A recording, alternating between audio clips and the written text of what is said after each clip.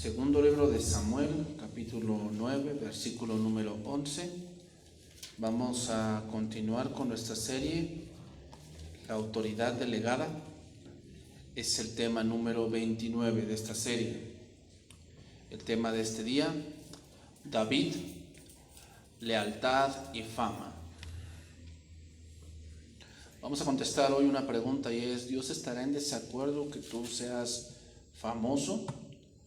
Que tú tengas reconocimiento, porque Dios lo puede hacer.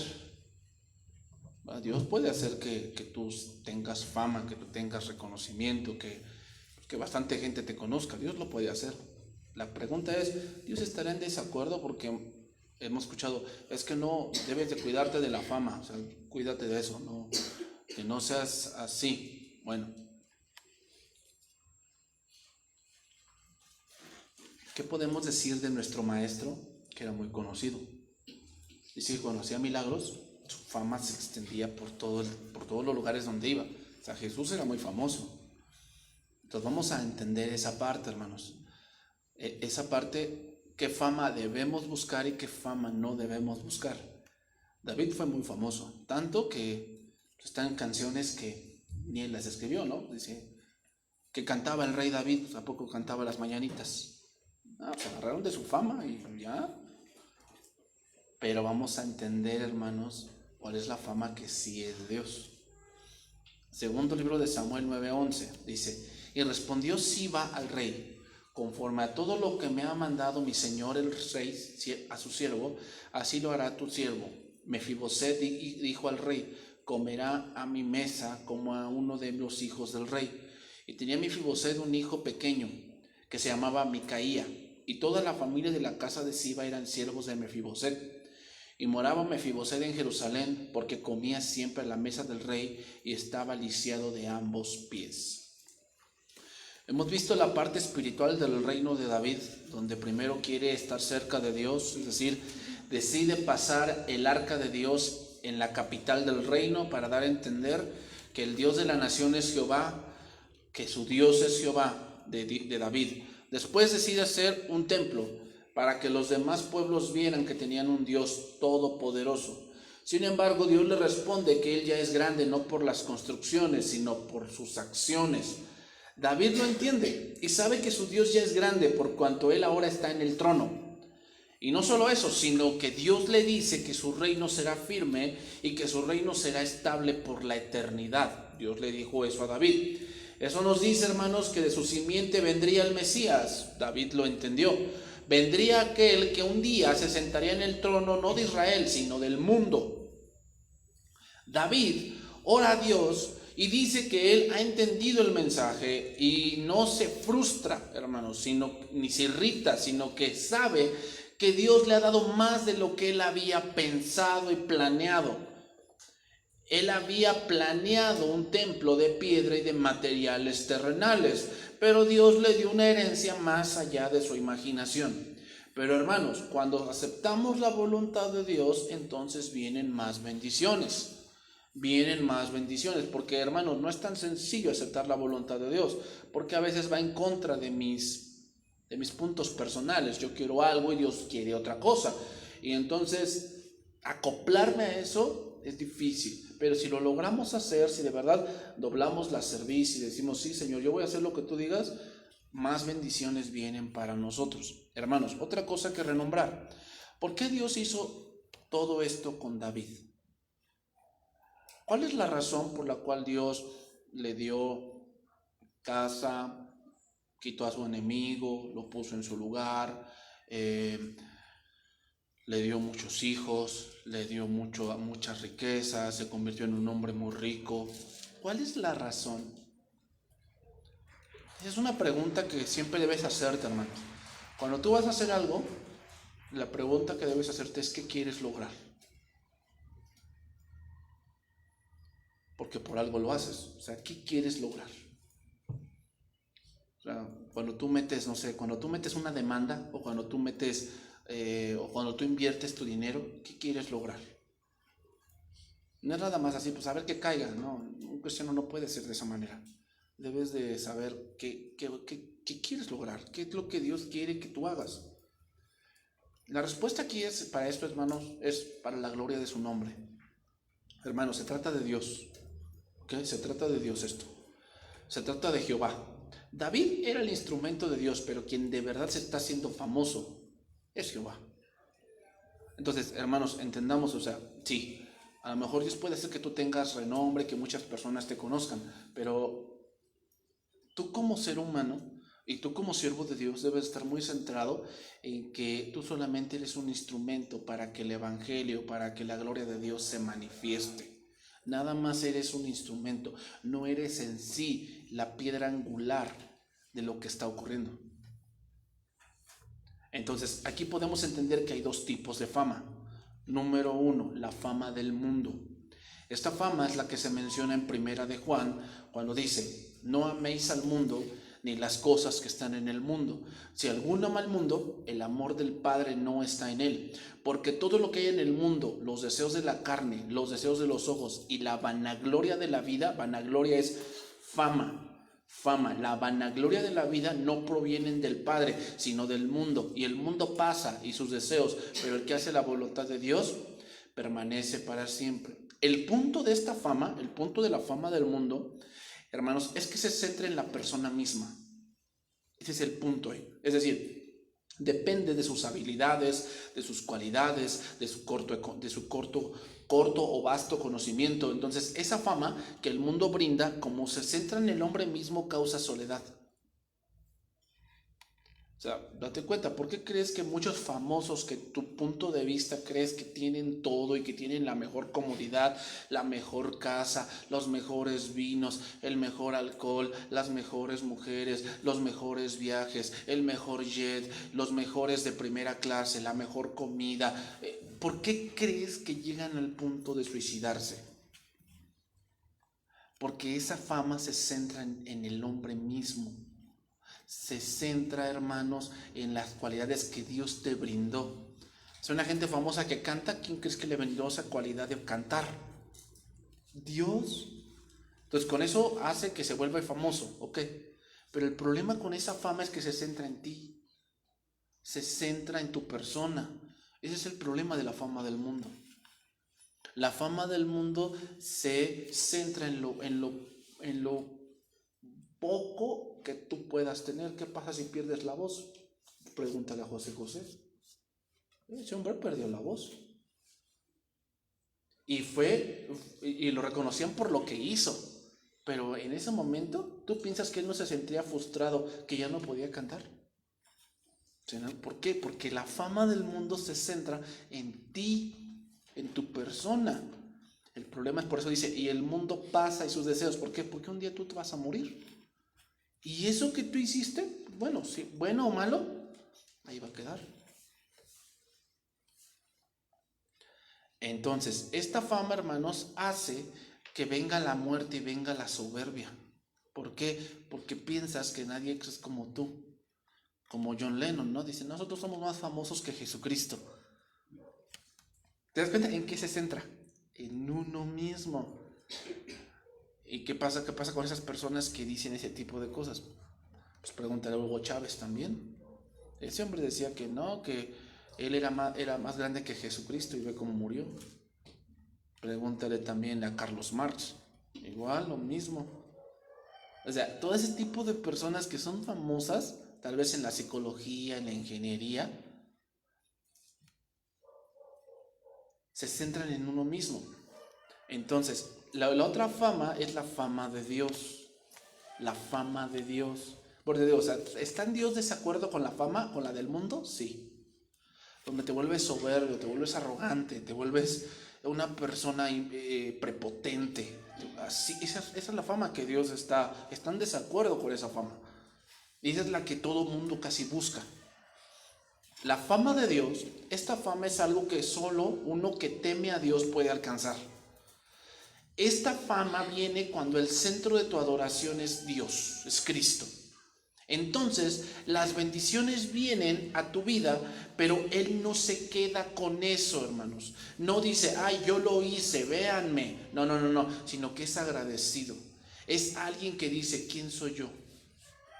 Esa es la fama de Dios. O sea, cuando tú empiezas a ver todo lo que Dios te ha dado, cuando tú empiezas a ver todo lo que Dios ha permitido que tú hagas, que tú veas, que tú experimentes, das gloria a Dios.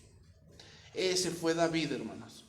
Hermanos, David es tan famoso, como te lo dije, que hasta en las mañanitas está. Pero si algo se sabe de David es que amaba a Dios. De eso, hermanos, nadie duda.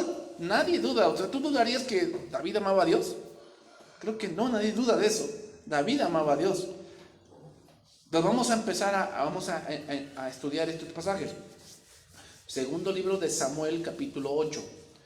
Dice, después de esto, aconteció que David derrotó a los filisteos y los sometió, y tomó David a Metec Jama de mano de los filisteos. Dios le había prometido algo a David y estaba a punto de cumplirse. En el segundo libro de Samuel, capítulo 7, verso 8, dice así, te lo voy a leer en traducción viviente. Ahora ve y dile a mi siervo David, esto ha declarado el Señor de los ejércitos celestiales. Te saqué de cuidar ovejas y te elegí para que fueras líder de mi pueblo. He estado contigo donde quiera que has ido y destruí a todos tus enemigos frente a tus propios ojos. Ahora haré que tu nombre sea tan famoso como el de los grandes que han vivido en la tierra. Esto es lo que Dios iba a hacer. Dios le iba a hacer famoso a David. Entonces tú dices, bueno, entonces, ¿está Dios en contra de la fama o no? Sí, con la fama del mundo, sí. Sí, o sea, que solamente seas arrogante, que tú piensas que tú lo hiciste, que nadie como tú, que si yo me voy el Espíritu se va conmigo. O sea, ese tipo de cosas, Dios está en contra de eso. O sea, no te lo va a aceptar. Pero hay una fama que se centra en la adoración. Entonces dice ahí, regresamos al verso 8:1. Poco después David atacó a los filisteos y les quitó la ciudad de Metec Jamá y los tuvo bajo su poder. La primera victoria de David sobre los filisteos se lleva a cabo en el valle de Refaín. Tal vez sí hubo más batallas que no se mencionan. Sin embargo, vemos aquí que los hizo sus siervos. Es decir, ahora David dominaba sobre los filisteos. Es interesante, hermanos, pero durante un tiempo, recuerda que los filisteos eran un pueblo muy fuerte. Habían ya matado a 2 líderes de Israel. Sansón lo mataron los filisteos y Saúl. O sea, quiere decir que era un pueblo fuerte. Era un pueblo de verdad que dominó mucho tiempo sobre Israel. Pero ahora David era más poderoso. O sea, y la fama, o sea, imagínate, era un pueblo que casi allí estaba y nadie lo podía sacar y no lo podía vencer. Acuérdate que cuando dice que Saúl iba a hacer guerra, que los israelitas descendían a los filisteos a afilar sus hachas. ¿Te acuerdas de ese pasaje? Que nada más tenían espadas Saúl y su hijo Jonatán. Nada más ellos tenían espadas. O sea, quiere decir que los filisteos militarmente eran más poderosos que Israel. Pero ahora, ¿qué? La palabra Metec Jamá, esa palabra de la ciudad, significa las riendas del poder. Eso significa esa ciudad, las riendas del poder. Entonces podemos parafrasear este verso así: David tomó las riendas del poder frente a los filisteos. O sea, David se volvió el verdugo de los filisteos. Esto nos dice que era tan famoso que le temían sus enemigos. Le temían a David. ¿Quién le daba esa fama? Dios. O sea, se trata de Dios, no se trata de David. David es el instrumento que Dios utiliza porque fue obediente, pero se trata de Dios. Muchos dicen que se menciona esta ciudad aquí porque era casi la capital de los filisteos. Entonces podemos concluir que David conquistó completamente a los filisteos y era temido por ellos. O sea, yo creo que cuando David nació el verdugo de los filisteos, porque ¿cómo se presentó David? Matando a un gigante. ¿De quién? De los filisteos, de Goliat. Goliat era filisteo. O sea, yo me imagino que sí, David se encargó de exterminar ese pueblo, a los filisteos. Sin duda, hermanos, los filisteos habían sido una piedrita en el zapato de Israel. Ellos mataron a Sansón, a Saúl, pero ahora por medio de David eran sus siervos, un pueblo vencido y subyugado. ¿Qué pasa al derrotar a los filisteos, hermanos? ¿Qué pasó cuando derrotó David a los filisteos? Pues la gente que pagaba tributo a los filisteos y que servía a los filisteos, ¿ahora a quién servía? A David. Hacemos el punto, pasamos ese punto ahora al punto nuestro. Nos hace pensar que nuestra condición pasada, los filisteos es figura de nuestra condición pasada. Los filisteos es figura de todo lo que nos subyugaba antes. Acuérdate lo que te subyugaba. Tal vez te subyugaba el alcohol, te subyugaban las drogas, te subyugaba las mujeres, te subyugaban las deudas. ¿Ok? Eso te subyugaba, esos son los filisteos. Y llegó Cristo, figura de David. David es figura de Cristo. Ahí. ¿Y qué hizo? Venció. Y ahora los que éramos siervos del pecado, venimos a ser siervos de Cristo. Ahora pagamos tributo ¿a quién? A Cristo. ¿Por qué? Porque Él venció, como David venció a los filisteos. Sigue diciendo, versículo 8, capítulo 8, versículo 2. Derrotó también a los de Moab y los midió con cordel, haciéndolos tender por tierra, y midió 2 cordeles para hacerlos morir y un cordel entero para preservarles la vida. Y fueron los moabitas siervos de David y pagaron tributo. Otra vez, otro pueblo más. Los moabitas, hermanos, el pueblo de Moab, es interesante, pero Moab surgió del incesto de Lot. ¿Te acuerdas cuando Lot huyó de Sodoma y se fue a un monte y dijeron sus hijas, no, pues es que no hay hombre en la tierra? Había una ciudad abajito. Pero ¿de dónde aprendieron ese tipo de pensamientos? De Sodoma. De Sodoma. O sea, esos hijos estaban contaminados de Lot. Entonces, podemos decir que, hermanos, que eran un pueblo muy corrompido. Los moabitas siempre se caracterizaron por ser un pueblo en el ámbito sexual muy libertinos. Ese fue el pueblo, ¿te acuerdas cuando Barak mandó a llamar a Balaam y le dijo, maldíceme a este pueblo? Y le dijo, no puedo maldecirlo porque es santo, pero le aconsejó, le dijo, manda mujeres entre el pueblo.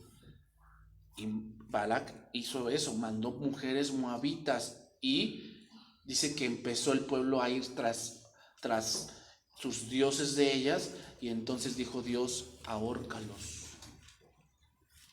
Ese fue el pueblo, hermanos, Moab. Entonces los moabitas eran muy asociados al libertinaje sexual, hermanos. Ahora cuando dice, te voy a explicar lo que dice ahí, dice cuando dice, y los midió con cordel haciéndolos tender por tierra, significa que les dijo, sí, a ver, ya los derrotó y dijo, bueno, hagan una fila. O sea, ya hicieron una fila, acuéstense. Así los acostaron, como en batería, ¿no? Sí, se acostaron. Entonces, a ver, traigan un cordel y medía. Entonces medía así en los pies, y a donde terminaba el cordel, ese vivía. Entonces, este y este se muere. O sea, mataba a 2 de 3. O sea, ponía el cordel y decía, este y este se mueren, y este vive, y otra vez. Y así, por eso dice que los midió con cordel. O sea, este y este se mueren, este vive. Este y este se mueren, y este vive. ¿Por qué hizo eso? Para demostrar su dominio, porque ese pueblo era muy cruel.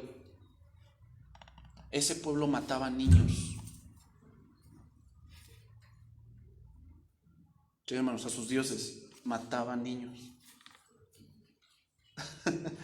Parece cruel eso, pero se lo merecían. Sí, hermanos, tenemos que hacer un juicio teniendo todos los elementos, no solamente, pues David era bien cruel. No, o sea, se lo merecían. Eran pueblos crueles. O sea, libertinaje sexual me refiero a que pues, hacían lo que hoy vemos. O sea, lo hacían con niños. O sea, todos contra todos. Así era en ese pueblo. Así era. Por eso Dios los castigó de esa manera. Entonces, algunos piensan que este método que usó David, que mató a los adultos y dejó también vivir a los niños, eso también se cree. Seguimos adelante, segundo libro de Samuel 8:3, seguimos ahí. Fíjate cómo David va haciéndose, Dios le va haciendo nombre a David, ¿cómo? A base de la guerra. Va teniendo victorias. David nunca perdió.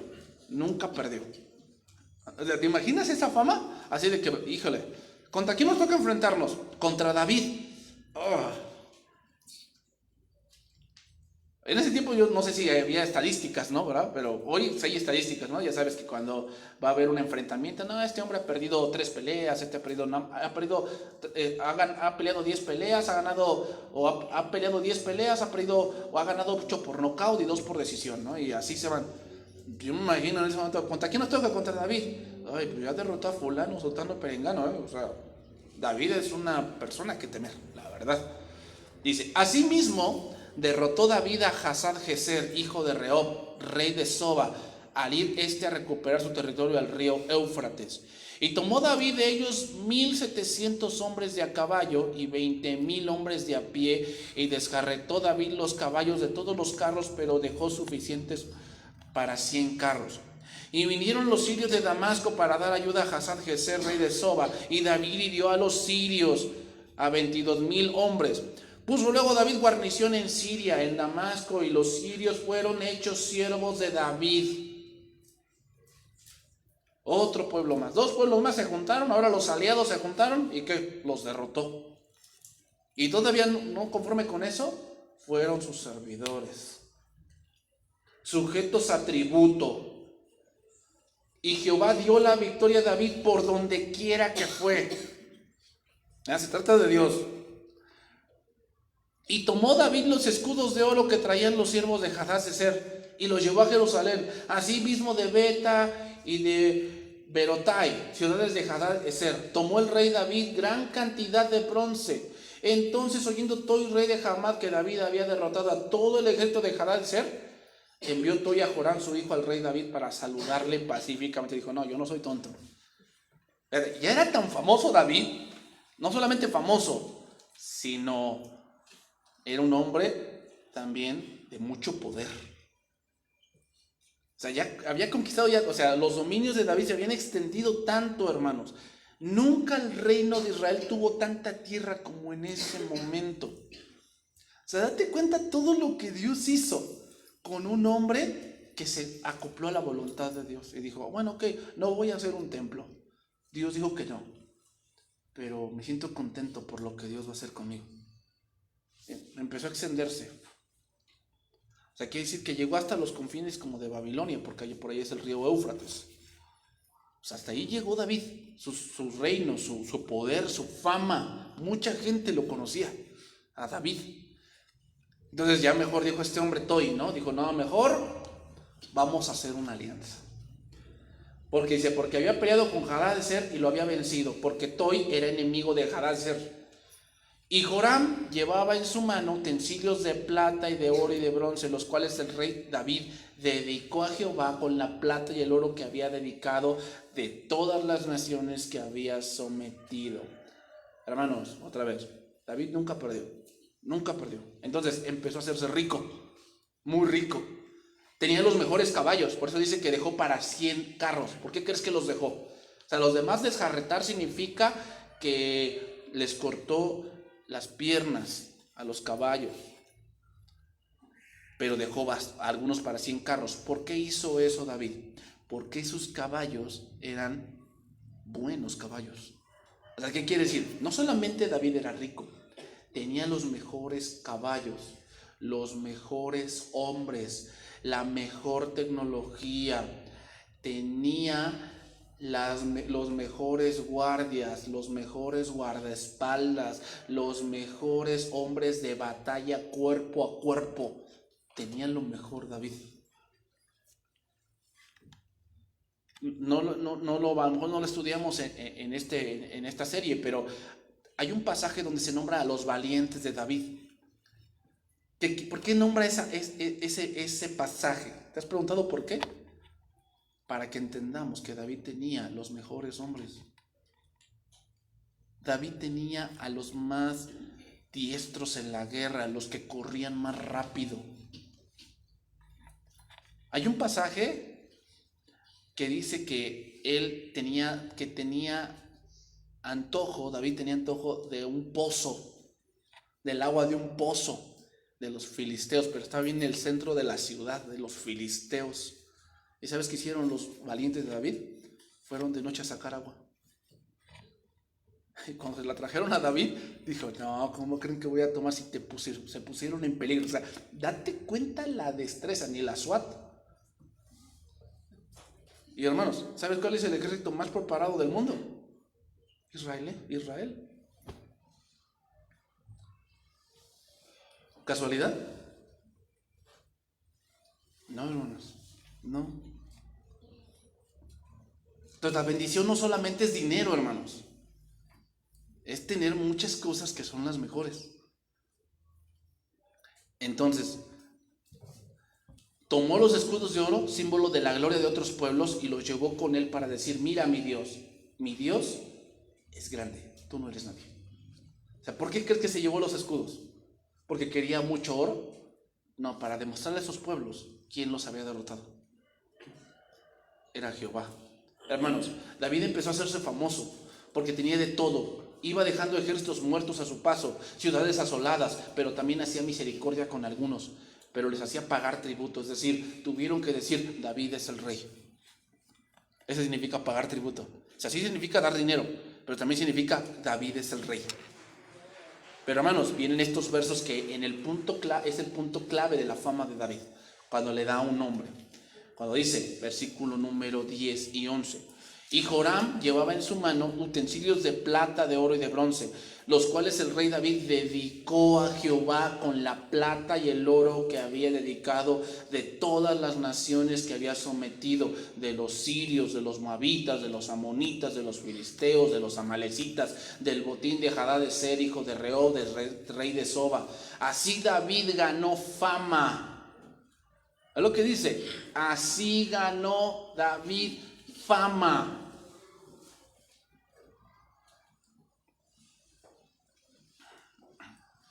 Aquí la palabra dedicó en el hebreo significa ceremonialmente apartado. A ver, vamos a entender eso. Vamos a hacernos varias preguntas para entender eso. ¿Necesita Dios oro y plata?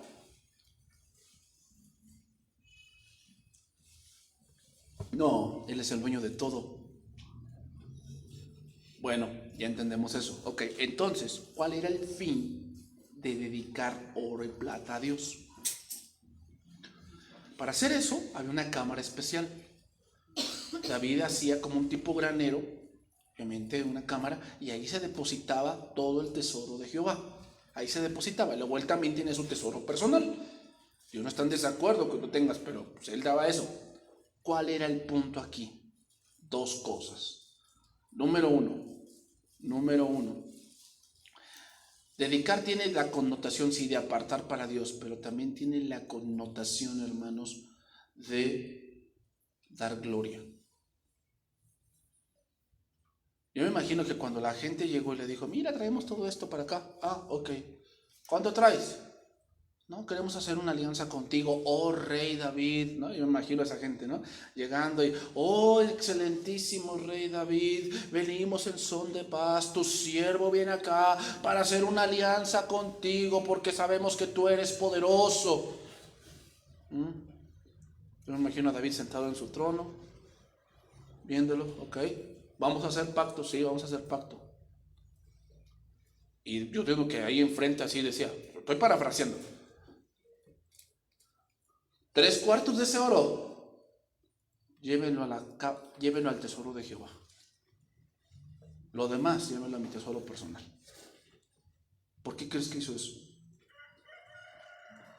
Para que la gente entendiera por qué caían derrotados. Era por su Dios. Esa es la fama de Dios, hermanos. Cuando la gente viene y te dice: ay, hermano, es que cuando usted predica, no, yo entiendo casi los ángeles bajan. Yo te diría: hermana, mira, yo solamente soy el mensajero. Quien te hace entender y quien nos abre aquí el coco es el Espíritu Santo. Es Dios quien nos hace entender. Y qué bueno, hermana, me alegro que entiendas. Qué bueno, hermano, que entiendas. Qué bueno. Pero antes de que yo estuviera aquí, pues Dios me tuvo que abrir a mí la chirimoya para que yo pueda entender aquí algo, un poquito, y yo te lo pueda yo transmitir. Pero si tú entiendes algo, no soy yo, es Dios. ¿Sabes? Agarra el tesoro y llévalo a Jehová. No porque Jehová necesite oro, sino para que entiendan los pueblos por qué caen vencidos. Ese es el secreto. ¿Te das cuenta? La fama centrada en Dios hace que tú le des el lugar a Dios que le corresponde. Sí, David era famoso y la gente veía a David, porque los incrédulos pues obviamente ven a un hombre. Pero si tú eres un temeroso de Dios, tú vas a hacer que esos incrédulos se den cuenta quién está detrás de ti. Y ese es Dios. Entonces, ¿necesitaba Dios oro y plata? No, era un símbolo de decir: Señor, el verdadero rey no soy yo, eres tú. Y a ti te rendimos tributo. O sea, ¿vienen a hacer alianza conmigo? Pues sí, conmigo, porque yo soy como que el representante de Dios aquí. Pero el que de verdad reina y con el que de verdad viene a hacer una alianza es con Él. ¿Te das cuenta? Esa es la fama de Dios. ¿Dios está en contra de ser famoso? No, pero si tú nada más te centras tu fama en que yo soy y eso fue lo que hizo Saúl, ¿te acuerdas? No derrotó bien a los amalecitas. Cuando llegó Samuel, dijo: ¿dónde está Saúl? Dice: se ha hecho un monumento a su persona. O sea, ni había hecho las cosas bien. ¿Y a quién se estaba dando la gloria? A él mismo. Versículo 13. Así ganó fama. Cuando regresaba de derrotar a los sirios, destrozó a 18,000 edomitas en el valle de la sal. Edom, hermanos, ese pueblo Edom son los descendientes de Saúl.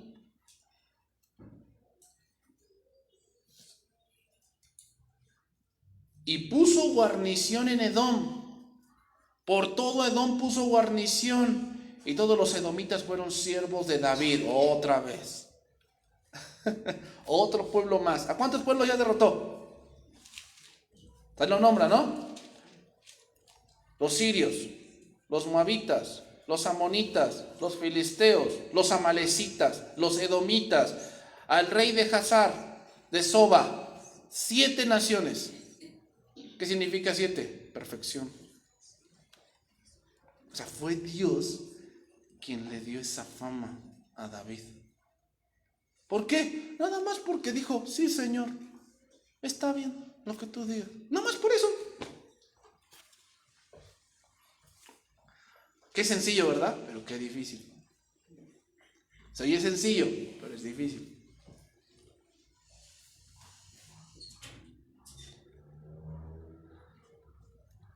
Veamos, hermanos, David lo entendió. No eran las construcciones, no es lo que Jehová hace. Y le daba la victoria por donde quiera que iba. ¿Nos imaginamos el concepto que todos tenían de David?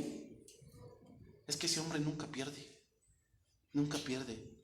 Yo entiendo que se corrían los rumores: oye, si te toca enfrentarte contra David, mejor búscale por otro lado. O sea, no guerríes con David, vas a perder. Nadie lo ha vencido, nadie. Así que mejor haz alianza con él. Te conviene mejor. Sin duda, hermanos, Dios le dio tal fama a David que le temían, que mejor varios reyes prefirieron hacer alianza con él y pagar tributo que pelear con él. David gozaba del favor divino. El pasaje marca, hermanos, el escalón más elevado que David llegó a alcanzar en términos de poder. Nunca antes había alcanzado en Israel el poderío que David alcanzó. David era muy conocido, era muy poderoso. Pero, hermanos, otra cosa importante es que David se acordaba tal vez en esos momentos de su amigo Jonatán. Tal vez él decía: en este momento que estoy guerreando, tal vez mi amigo estaría a mi lado y él pelearía conmigo. Pero mi amigo murió. Sin duda le recordaba con cariño. Tal vez sería uno de sus generales más amados de David. Y entonces viene la escena que viene. Segundo libro de Samuel, capítulo 9, versículo 1. Dijo David: ¿ha quedado alguno de la casa de Saúl a quien haga yo misericordia por amor de Jonatán?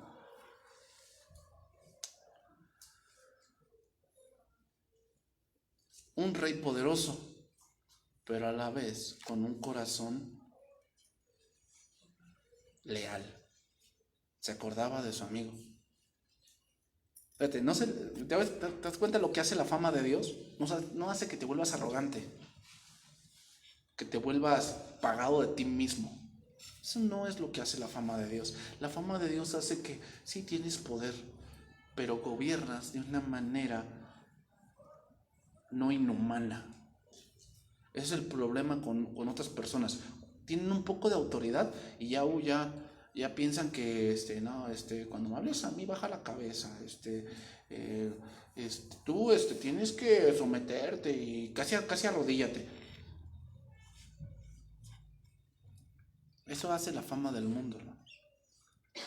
Yo tengo una hermana de la iglesia de allá de México, me comentó que él tuvo de paciente a José antes de que muriera. Lo tuvo de paciente. Pero dice, no, pastor, dice, muy pedante. O sea, me decía, enfermera, venga para acá, dice, hágame esto. Le dice, no, es que no le toca corazón. ¿No sabes quién soy yo? ¿No sabes quién soy yo? ¿Te das cuenta? ¿Qué hace la fama del mundo? Te vuelve arrogante. Piensas que todo lo mereces. Esa es la fama del mundo. Pero ven aquí a David.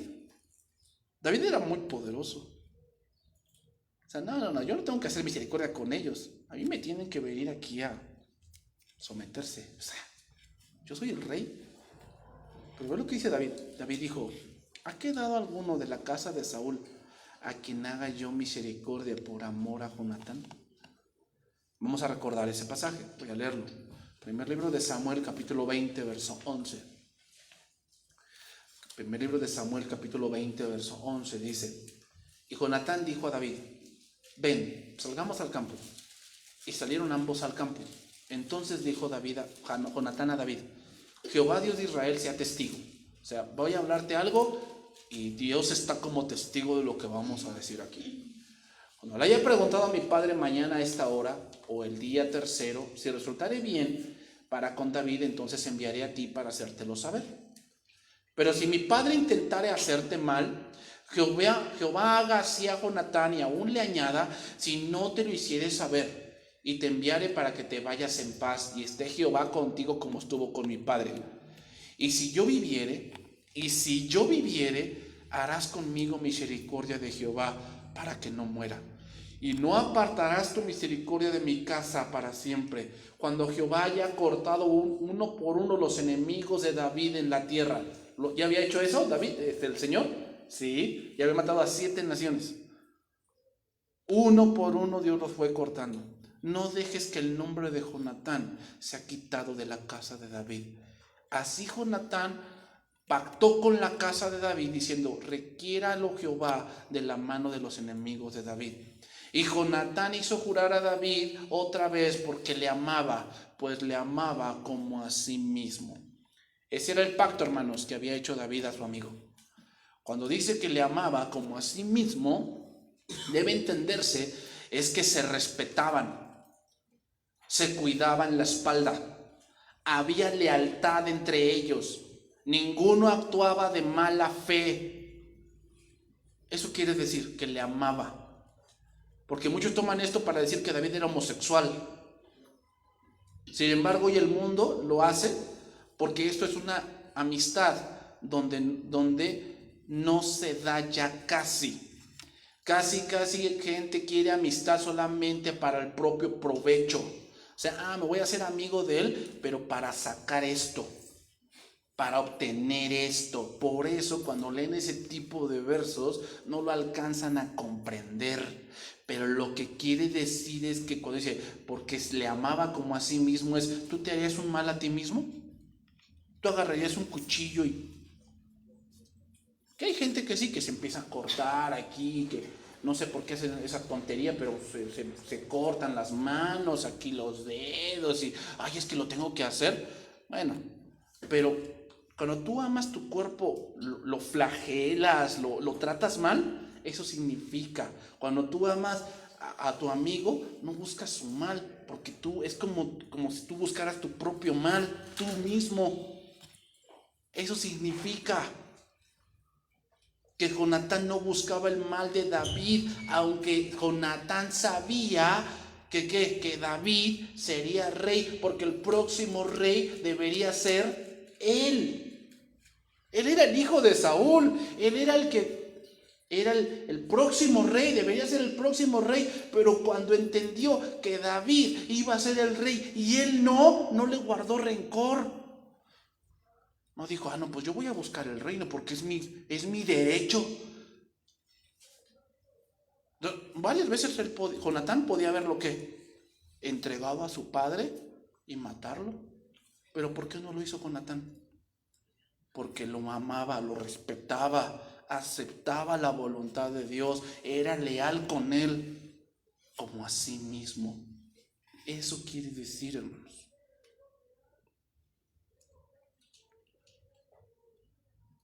O sea, lo que quiero para mi vida, lo quiero para mi amigo. Eso quiere decir, a eso se refiere. Jonatán sabe que David sería rey y se dicen que van a cuidar el uno del otro. Es decir, si yo veo a tus parientes que necesitan, yo los voy a ayudar. Pero si tú ves que mis parientes necesitan, ayúdalos. Ese es el pacto que vamos a hacer. ¿Estás de acuerdo? O sea, si yo veo que tu familia necesita, yo los voy a ayudar. Pero si tú ves que mi familia necesita, porque tú vas a ser el rey, cuando tú ves que mi familia necesita, ¿qué? Ayúdalos. Ese es el pacto que hicieron. Entonces, tal vez, hermanos, pensando en las guerras, sus victorias, tal vez se acordó que su amigo murió en ese punto con los filisteos. Y recordó su promesa y dijo eso. ¿Ha quedado o hay alguien de la familia de Saúl aún con vida? ¿Alguien a quien pueda mostrarle la bondad por amor a Jonatán? Por amor a mi amigo. O sea, si Jonatán estuviese aquí, yo haría esto. Eso es lo que quiere decir. Si Jonatán estuviese aquí, obviamente viviría aquí a mi lado. Él tendría estas tierras porque es mi amigo. Hermanos, el amor es acciones. Muchos decimos, es que yo tenía la mejor intención. Tal vez David podía decir lo mismo. Es que yo tenía la intención de cumplir mi promesa, pero bueno, ni modo. No, ¿qué movió a Dios a mostrar misericordia? Su amor. Pero hermanos, el amor es acción, no solo intención. Es acción. Entonces sigue diciendo, y había un siervo, versículo 2, de la casa de Saúl que se llamaba Siba, el cual llamaron para que viniese a David, y el rey le dijo, ¿eres tú Siba? Y él respondió, tu siervo. El rey le dijo, ¿no ha quedado nadie de la casa de Saúl a quien haga yo misericordia de Dios? Y Siba respondió al Señor, aún ha quedado un hijo de Jonatán, lisiado de los pies. La palabra Siba significa estación. Estación. Estación en el punto no de ferrocarril, sino de tiempo. Tiempo. Nos va a empezar en este verso, hermanos. Gálatas 4:3. Así también nosotros, cuando éramos niños, estábamos en esclavitud bajo los rudimentos del mundo. Pero cuando vino el cumplimiento del tiempo, ¿cuánto tiempo crees que haya pasado hasta este momento que se acordó David? ¿Benévolos? ¿10 años? ¿5 años tal vez? Pero llegó el tiempo en que se acordó. Entonces dice, Dios envió a su hijo, nacido de mujer y nacido bajo la ley, para que redimiese a los que estaban bajo la ley, a fin de que recibiésemos la adopción de hijos. Este verso es lo que es Mefiboset. Adopción. Mefiboset, al final lo vamos a ver, pero Mefiboset fue tratado como un hijo de David, como que lo adoptó. Eso hizo Dios con nosotros. No éramos nadie. ¿Y qué hizo? Nos adoptó. En un tiempo determinado dijo, voy a buscar a este hombre, voy a buscar a esta mujer, la voy a buscar. Porque el perdido no es Dios, somos nosotros. Dios nos buscó en un tiempo. O sea, ¿por qué conociste hasta los 40, hasta los 30, hasta los 50? ese fue el tiempo que Dios puso para alcanzarte. Ese fue el tiempo perfecto de Dios, el tiempo kairos de Dios, para alcanzarte y adoptarte.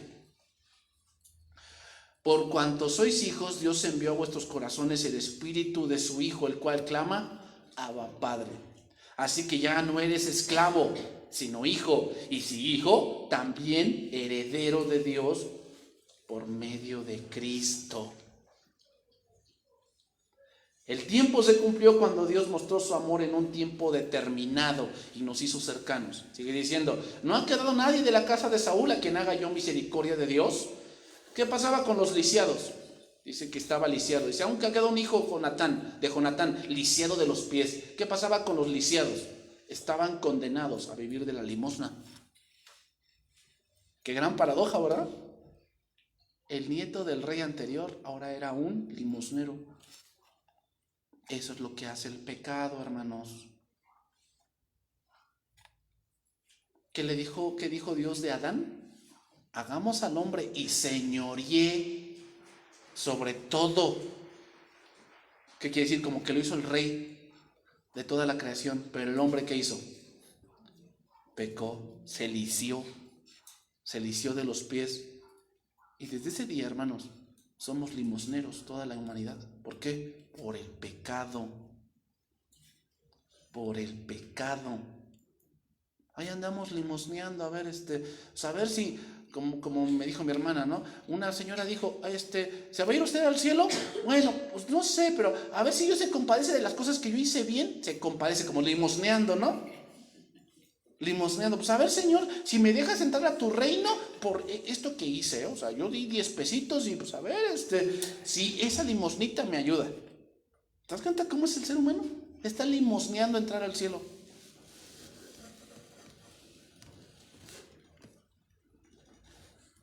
¿Qué cuadro, hermanos? El ser el nieto del rey ahora era un limosnero. Ese es el hombre, hermanos, de estar en el Edén hablando con Dios. Ahora está destituido de la gloria de Dios. Seguimos ahí. Segundo libro de Samuel 9:4. Entonces el rey le preguntó, ¿dónde está? Y Siba respondió al rey, he aquí está en casa de Maquir, hijo de Amiel, en Lodebar. Entonces envió el rey David y le trajo de la casa de Maquir, hijo de Amiel, en Lodebar. Maquir significa vendedor. Es decir, estaba en la casa de un hombre que se dedicaba a la venta. Amiel, su padre era Amiel, significa pueblo de Dios.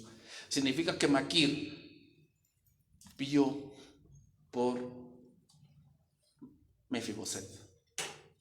Maquir era un hombre noble, que Lodebar significa sin pastos. Sin pastos. Es interesante, hermano, ¿sabes qué? Porque leyendo más adelante lo vamos a ver, pero Maquir o el Lodebar fue el lugar donde David huyó cuando huía de su hijo Absalón. Fue ahí. O sea, esa gente era muy noble. Esto nos dice dos cosas. Número uno, Lodebar significa que vivía del otro lado del Jordán, de donde era la ex capital de Isboset. Ahí vivía Mefiboset, vivía muy lejos. Y dos, Amiel significa que por su condición estaba siendo sustentado por Maquir, por eso se le dice pueblo de Dios. Maquir era vendedor, pero también alguien temeroso, y tal vez tomó bajo su cuidado a este hombre lisiado. Entonces pregunta, ¿quién buscó a Mefiboset? David. ¿Quién te buscó a ti? Cristo.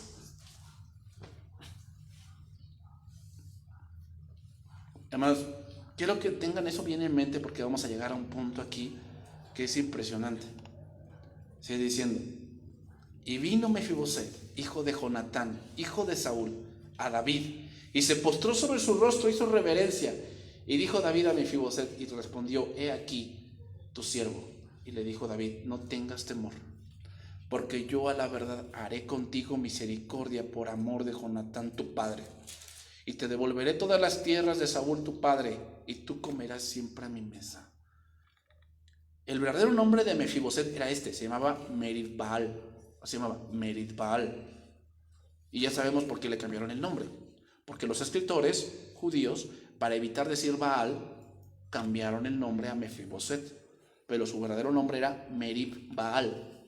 ¿Por qué Merib Baal? Baal era un nombre muy común en esas tierras, que significa Señor. Mefiboset significa disipador de vergüenza. Eso significa disipador de vergüenza. Mefiboset. Mefiboset había quedado huérfano y cojo a la edad de 5 años.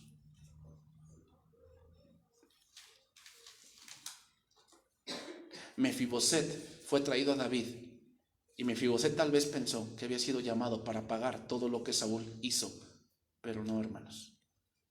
Mefiboset se llevó una gran sorpresa. En vez de castigo, recibió misericordia, y aún más, recibió las tierras que su abuelo Saúl había tenido antes. Ya no estamos sujetos al espíritu de temor, hermanos, sino hemos recibido el espíritu de adopción, por el cual clamamos: Abba, Padre. En aquel momento, en el juicio final, hermanos, va a haber 2 clases de personas: los que se acercan a Dios como su Padre y los que se acercan a Dios como su juez. Los demás pueblos, vimos en el capítulo anterior, cómo veían a David: como su juez, como el rey, como la autoridad.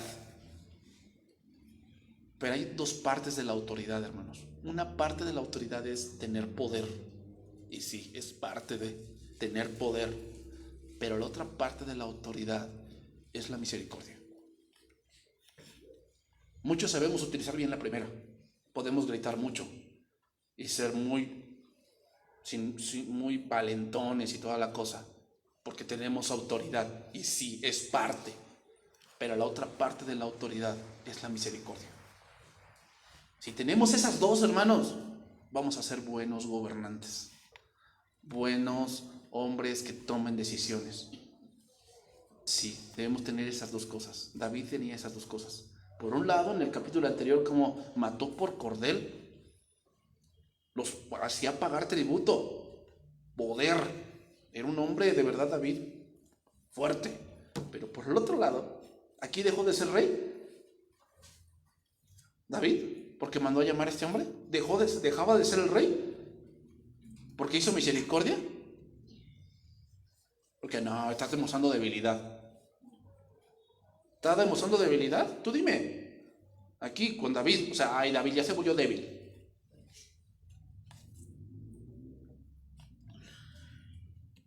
Hermanos, la misericordia es una virtud en escasez. Voy a decir algunos puntos para ir terminando, que ya se me acabó el tiempo. Vamos terminando con esto. Puntos de la misericordia.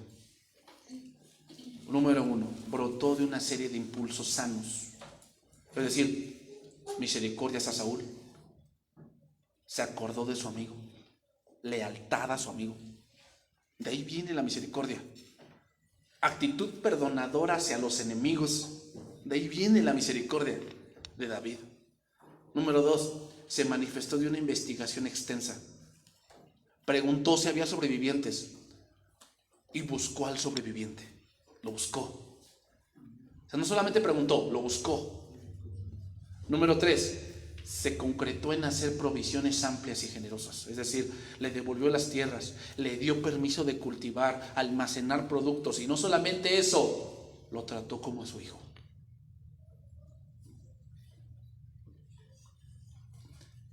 Esta condición física de Mefiboset, hijo de Jonatán, trae a la mente 2 pensamientos, uno chino y el otro mexicano, respectivamente, hermanos.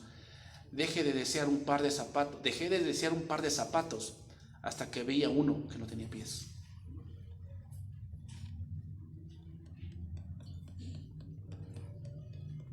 Hermanos, te voy a decir esto. Pero ¿sabes por qué tú piensas que otro no se merece lo que tiene? Porque siempre para ti el de enfrente tendrá más que tú. Eso es algo humano. Pero hermanos, dejé de desear un par de zapatos hasta que vi que el otro no tenía pies. O sea, tú te quejas porque no tienes 100 pesos más en tu salario. Hay gente que hoy no tiene nada, en verdad. ¿Tiene salud? Qué bueno. Hay gente que hoy está en una cama de hospital y que no va a salir. Hay gente, hermanos. ¿Tú tienes hijos? Qué bueno. Hay gente que no puede. Eso es muy real, hermanos, ¿eh? Hay mujeres que no pueden tener hijos y que desean, pero no pueden. Y tú los tienes, ¿no? Dejaste de desear zapatos hasta que ves que el otro no tiene pies. A veces, hermanos, pensamos, decimos, ¿sabes que Dios no me ha dado nada? No digas cosas que no. Mefiboseth no podía comprender la acción de David. Y 9:8, segundo libro de Samuel 9:8, y él inclinándose dijo: ¿quién es tu siervo para que mires a un perro muerto como yo? Ese es el punto, hermanos. Pregunta: ¿a quién se parecía David?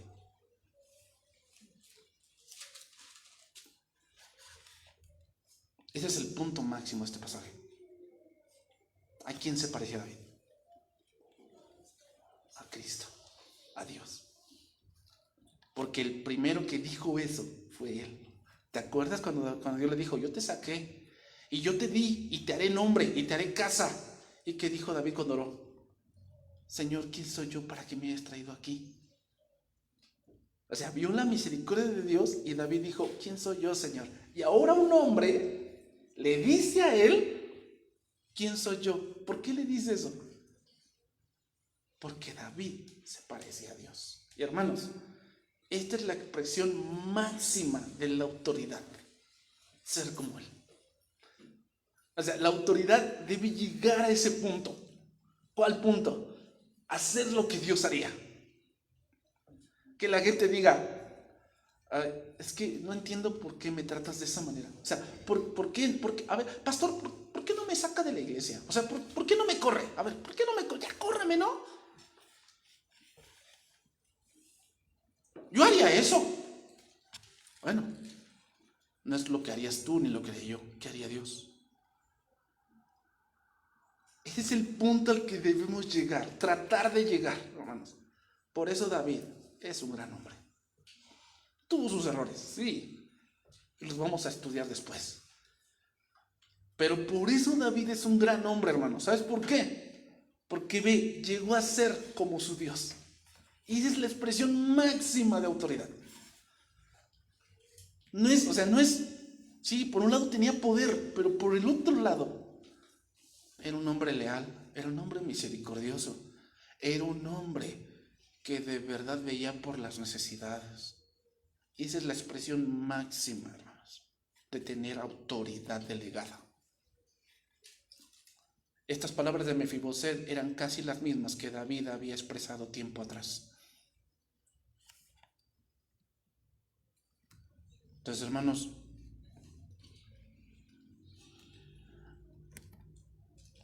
termino con esto. Segundo libro de Samuel 9:9. Entonces el rey llamó a Siba, siervo de Saúl, y le dijo: todo lo que fue de Saúl y toda su casa yo le he dado al hijo de tu señor. Tú puedes labrar las tierras, tú con tus hijos y tus siervos, y almacenar los frutos, para que el hijo de tu señor tenga pan para comer. Pero Mefiboseth, el hijo de tu señor, comerá siempre en mi mesa. Y tenía Siba 15 hijos y 20 siervos. Este hombre no perdía el tiempo, ¿va? Le dice: y respondió Siba al rey: conforme a todo lo que ha mandado mi señor el rey a su siervo, así lo hará tu siervo. Mefiboseth dijo al rey: comerá a mi mesa como uno de los hijos del rey. Como que lo adoptó. Y tenía Mefiboseth un hijo pequeño que se llamaba Micaía. Y toda la familia de la casa de Siba eran siervos de Mefiboseth. Y moraba Mefiboseth en Jerusalén, porque comía siempre en la mesa del rey y estaba lisiado de ambos pies. Aquel se consideraba como un perro. Era una persona lisiada de los pies, sin familia, y cuyo destino bien hubiera sido la muerte. Sin embargo, David lo perdonó y lo tomó como si fuese su propia familia.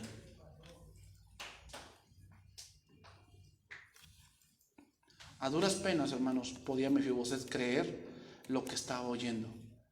Si recapitulaba su vida, no podía encontrar las razones por las que el rey debería demostrarle semejante bondad. a quien se veía a sí mismo de tan poco valor e indeseado como un perro muerto. Pero nada de eso importó.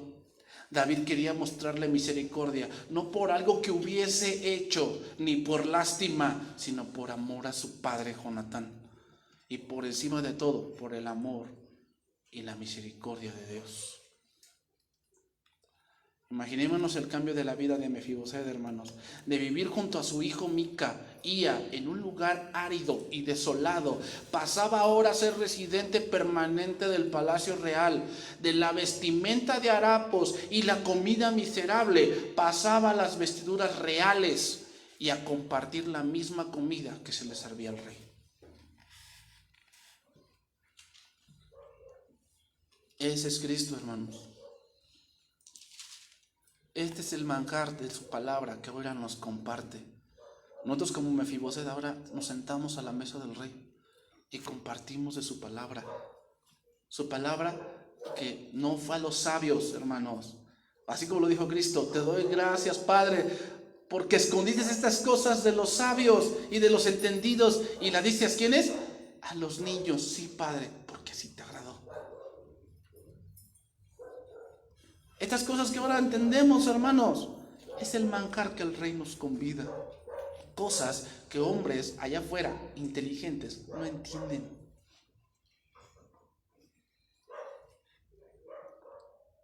Allá afuera, ver esta acción de David es símbolo de debilidad.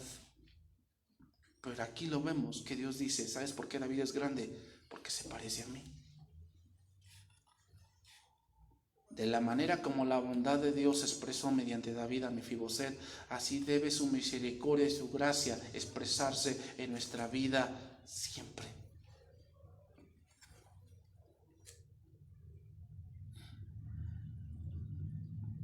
Este capítulo, hermanos, nos ilustra la forma en que actúa la gracia de Dios. Al igual que Mefiboset, nosotros somos sacados de nuestra desolación espiritual y restaurados a su compañerismo. Él nos rescató y nos convirtió en sus propios hijos, no tratándonos como merecíamos, sino según su misericordia. Porque cuando el pecado abundó, sobreabundó la gracia. Vamos a orar, hermanos.